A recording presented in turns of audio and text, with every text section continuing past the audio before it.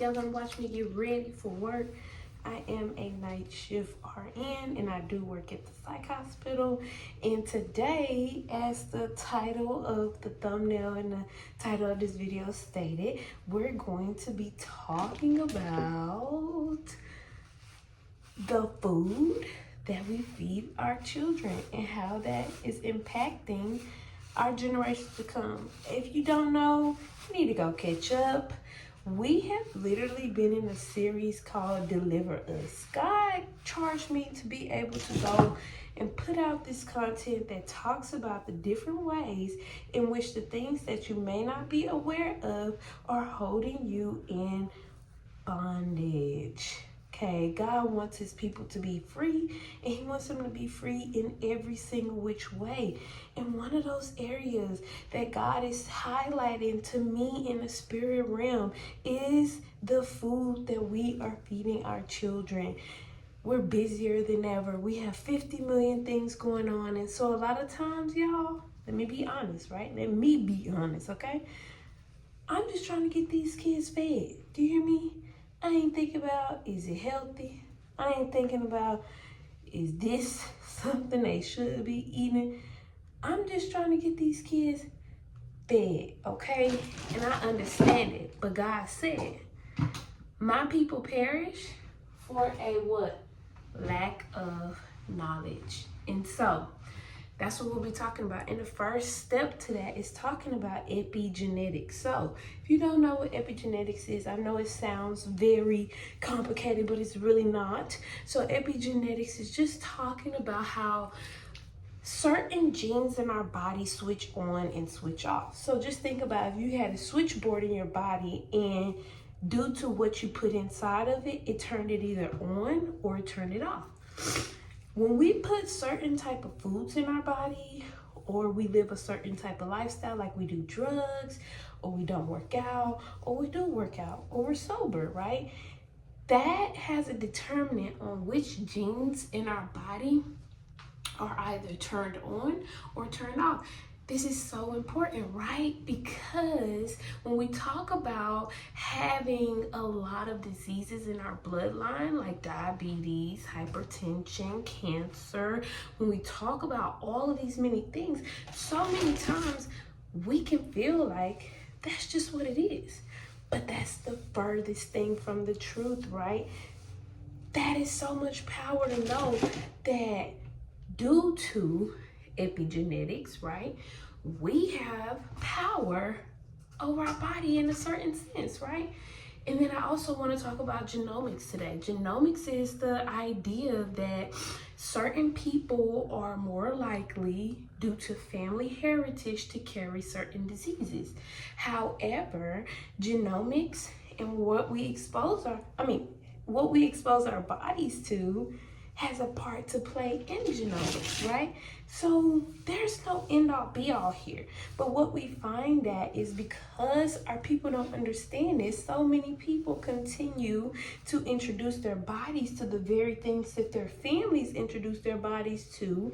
And what we find is that a lot of people are having more and more prevalent heart disease, right? So many Black men are dying, right, in their early age due to heart disease. That's a very real thing, and I'll talk about that here in the next couple episodes.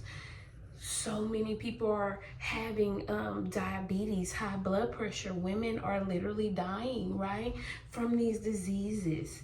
And so I really feel that the best way is to start young.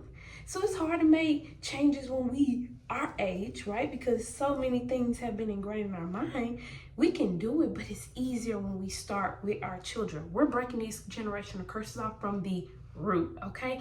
So in knowing that, you have the power, you have authority. God has given you resources and knowledge to free your family, to free your child and the generations to come after her from the bondage of disease. Listen, I was at the Woman Evolve conference and I heard such a profound statement and it has stuck with me. Your daughter And I'd even go as far as to say as the men, right? Because we talk about the reproductive organs, right? The semen and the ability to make semen and the eggs that a child holds, right? As far as the woman child, she has all the eggs she will ever have right now. So that means that your grandchildren are on the inside of her. And so the decisions, the things that you do, the places that you take her, who she's surrounded around right now today, they matter. The environment in which you are exposing her to matters. And the same goes for your son. So we're not going to perish for lack of knowledge because we're about to make healthy choices. I get it. We don't have a lot of money. It seems that healthier food can be more expensive. So we're going to talk about ways in which we can move away from these diseases that are coming through our bloodline and go to a healthy style of living. Let's get into it. Okay, because I understand you may be a mom or dad on the go. You may be someone who doesn't cook often. And so for you to make healthy changes would be a really big life switch. And I get that. I truly understand. And it can be overwhelming, right? It can be very challenging because you're thinking in your mind, like, how do I make these changes on a strict budget? I want you to know, quite the contrary, right? You can make a lot of changes and actually be affordable. And so let's pop it off with this, right? If you are a person who cooks, but yet you make your child fried chicken, macaroni and cheese, beans, you make your child a lot of salty, high salt content foods, you give them a lot of sweets, a lot of cakes, Debbie cakes, a lot of candy, a lot of things like that. What I want to submit to you I believe if you can afford those things, right, you can afford some other options. I'm not going to condemn you about the fried chicken. I get it, right? I get that because fried chicken is good, right? But we know that the child being so young doesn't need to be introduced to that in their body. And so what I would submit to you is this: make panko, baked chicken. You don't have to make it just regular bake. You can put mayo on it and then put panko on top of it. Season it real good. How about instead of using Lowry season, you're going to use sea salt and you're going to use paprika and garlic powder and things like that, right? Remove out such high sodium content food. Nothing seriously wrong with it, but in too much, it can become harmful for our bodies. Okay, let's say you do like to do a lot of pasta.